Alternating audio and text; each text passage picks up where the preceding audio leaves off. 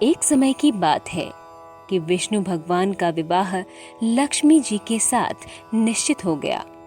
सभी देवताओं को निमंत्रण भेजे गए, परंतु गणेश जी को निमंत्रण नहीं दिया गया।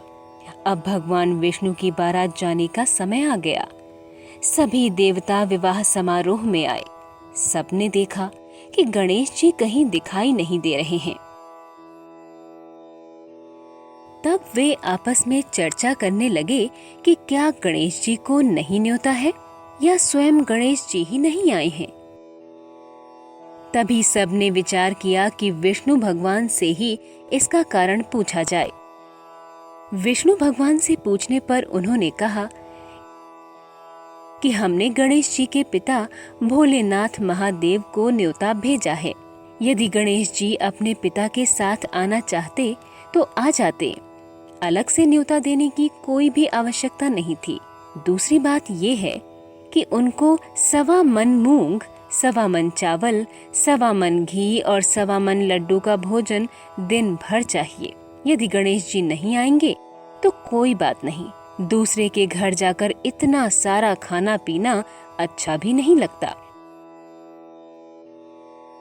किसी एक ने सुझाव दिया, यदि गणेश जी भी आ जाएं, तो उनको द्वारपाल बनाकर बैठा देंगे कि आप घर की याद रखना। आप तो चूहे पर बैठकर धीरे धीरे चलोगे तो बारात से बहुत पीछे रह जाओगे। ये सुझाव भी सबको पसंद आया, तो विष्णु भगवान ने भी अपनी सहमति दे दी। इतने में गणेश जी आ पहुँचे और उन्हें समझा बुझाकर घर की रखवाली करने बैठा दिया गया।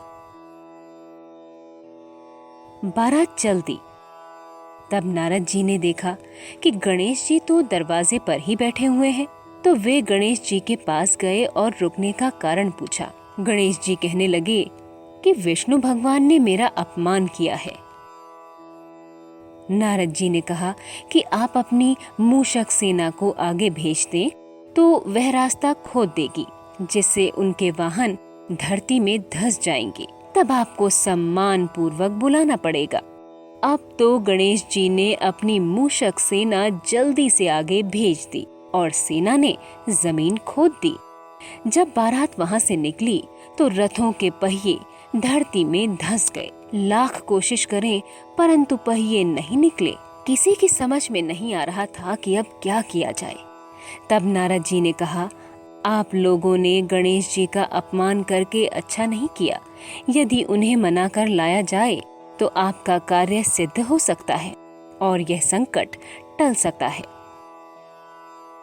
शंकर भगवान ने अपने दूत नंदी को भेजा और वे गणेश जी को लेकर आए। गणेश जी का आदर सम्मान के साथ पूजन किया गया। तब कहीं रथ के पहिए निकले। अब रथ के पहिए निकल तो गए, परंतु वे टूट फूट गए तो उन्हें सुधारे कौन। पास के खेत में खाती काम कर रहा था। उसे बुलाया गया।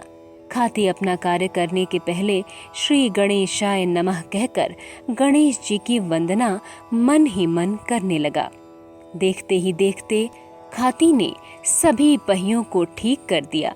तब खाती कहने लगा कि हे देवताओं, आपने सर्वप्रथम गणेश जी को नहीं मनाया होगा और न ही उनकी पूजा की होगी, इसीलिए तो आपके साथ यह संकट आया है। हम तो मूर्ख अज्ञानी हैं, फिर भी पहले गणेश जी को पूजते हैं। आप लोग तो देवता गण हैं, फिर भी आप गणेश जी को कैसे भूल गए। इसके बाद सभी ने गणेश जी से प्रार्थना की। उनके आशीर्वाद से ही मंगल कार्य संपन्न हुआ। बोलो गजानन भगवान की जय।